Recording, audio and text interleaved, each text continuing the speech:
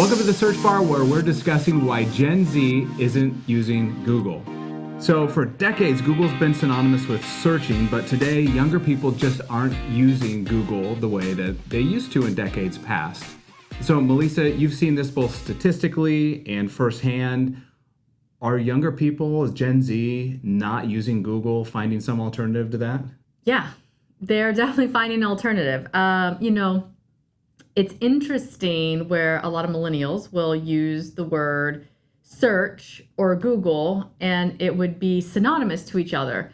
And now what's happening is, because we have teenage boys, we'll say something like, oh, you're going to Google that. And they're like, oh, well, I'm not going to go to Google, but I'm going to look it up, which is their way of saying that they're going to search for something, but they're not necessarily thinking of the traditional, go to google.com to look up what they're going to be searching for. Statistically, yes, it is shown that Gen Z and younger have definitely been flocking more to social platforms, particularly TikTok, YouTube. It also depends on their demographics. So younger females will go more towards TikTok. Younger males are going to go more towards YouTube. And then there's also a subset of both males and females who are younger who will also go off to things like Twitch or Pinterest. And then when it comes to products, doesn't matter your gender, you're pretty much going to Amazon. Yeah.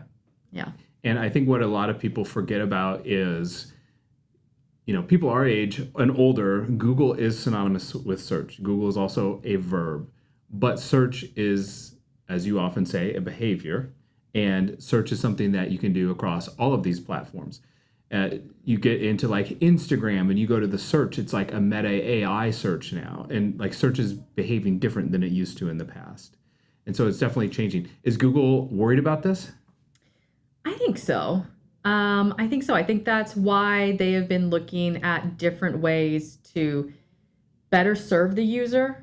That's why they have their algo updates to make sure that they are giving something that is a stronger result than something like a TikTok or a Pinterest or even an Amazon can do. But when they're doing that, they're also there are some little self-sacrifices that they're having to give up in that view.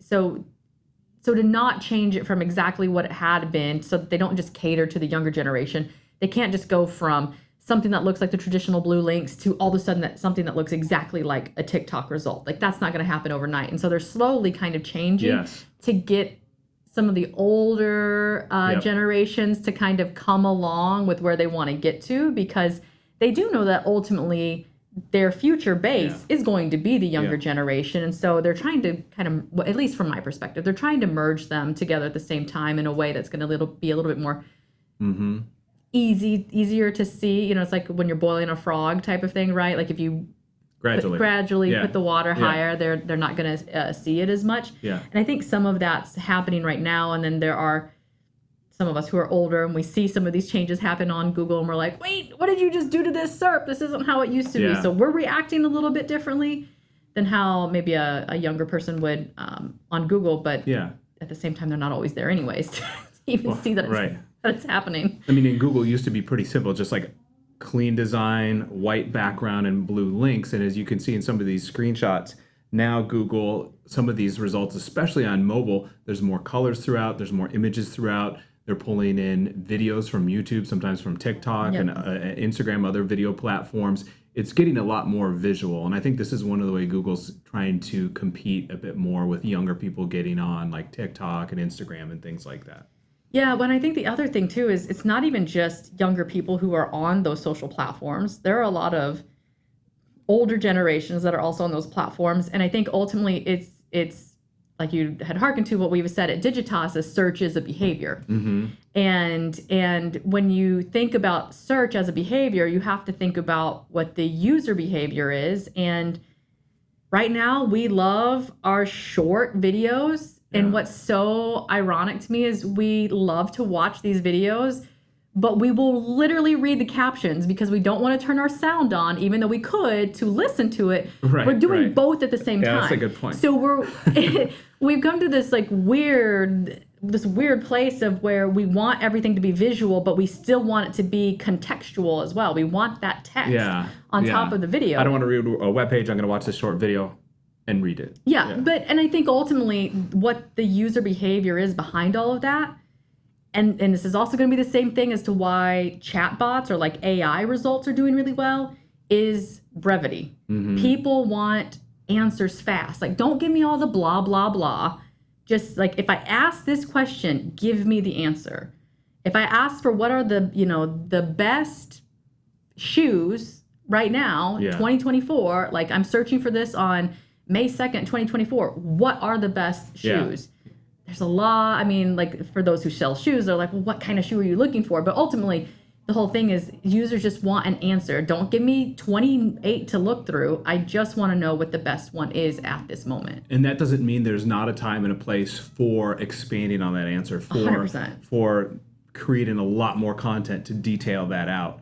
I mean, we see web pages that have like 2,000 words do really well in search, but we've all been in that place where we've Googled like a recipe, and you try to find, I just want the ingredients. Yeah, where's the jump to recipe link? I just want to know, is it 350 degrees or is it 400? And you have to scroll through the whole thing, and they put it at the very bottom. But a way better user experience is, yes, give me the quick insights right at the beginning, and then expand on that afterwards. It's the same with the video. Give the meat of it, the best part, give the heart of it right at the beginning, and then expand on it. And that's counter to how a lot of us have thought over the years as marketers, because it's like, okay, you want to draw someone in, you want to keep them as long as possible. But a better user experience is give them what they're looking for, and then if they want more information, they can stick around a really long time. Yeah. And that's also what a user expects. They're going to trust. If they find a website that gives them the answer that they're looking for, they're then going to decide to commit. So we'll go back to the shoes example. If you're like, oh, this is the shoe that I'm looking for, now I want to know more information about it, okay? Like, I like the way that one looks. You say, I'm trusting that you're saying it's one of the best ones to wear today. So tell me more about its arch support. Tell me more about like what it's like to wear it, walking around the city or going on a hike or, whatever it is that's going to be with that. How many users have also found this to be great? Like, some social proof there. Social reviews. proof, or something that's going to give us more like a critical thinking throughout, like not just what one person is assuming or saying about this, but ultimately what lots of people are saying.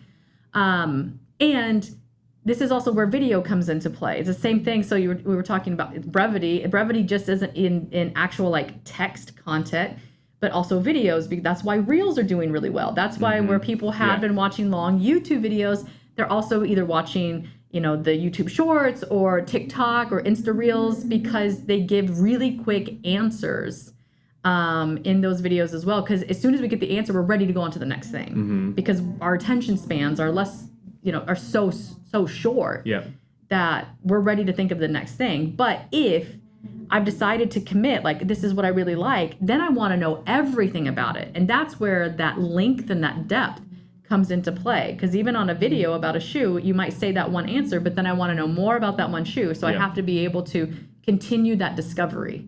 Yeah, absolutely. Oh, so interesting. So what do you foresee in the future? Do you think that Gen Z, that younger people will ever flock back to Google as Google makes these changes? Do you think that video is just where younger people want to stay? So everything that's happening with the TikTok ban and the potentials of that, I don't know that just because TikTok gets banned means that same younger audience, or just audience in general, is going to immediately go, I'm going over to Google. I don't think that's what's going to happen. Right. I think some of that search market share or volume will come over to Google in some cases, especially maybe some of the like product exploration. Like, a lot of product exploration happens on TikTok. I think some of that might come back to Google, but there's going to be some other app. Right. There's going to be some other platform that's probably going to spike up instead of TikTok. Because I do think that younger kids, and mainly maybe more Gen Alpha than it is Gen Z, they see Google a little bit as like something that their parents do, and every generation wants to like buck against their parents a little bit. So just simply because of that, I don't know if they'll go there. Now, the funny thing is that those younger kids don't know that Google and YouTube are actually one and the same. So even they're Right. like, well, I'm going to go to YouTube. It's like, oh, that is Google. Like, come on. Yeah. But they don't know that. They don't know that difference. Right. What can brands that want to connect with Gen Z do? What's the whole lesson here in the end? I think the lesson here is that video is going to be where it's at, no matter what the platform is going to be in the future. We see signs of Google wanting to bring that in more. Obviously, we're just making fun of it, where Google and YouTube are the same, and so ultimately they have their own video platform to pull into their traditional Google search results. So I feel like we'll see more of that. Google's gonna have to figure it out in some way from a video perspective, because I think the stat is, on average, the people who actually go to TikTok every day, those users are on there for over 2 hours a day when they're on the platform. That's like watching a full movie. Yeah, it's like going to a movie. It is. And so whether they're splitting that out, having like 30 minutes in the morning, 30 minutes later, 30 minutes so on, and then at night, or doing it all at once, it doesn't matter. The behavior is still there, is that they're wanting to consume and they're wanting to pass things through. The other thing too is Instagram, Facebook kind of did this, and more the Instagram side than Facebook. But when you look at what TikTok did to behavior, is it really brought back this entertainment value, and not like a movie or music. They brought back entertainment in the sense of cultural moments, of us having like a cultural conversation in a place. So an example is there's like that trend where it was like, I'm a millennial, so of course I fill in the blank. Or I'm a marketing professional, of course I fill in the blank. Right.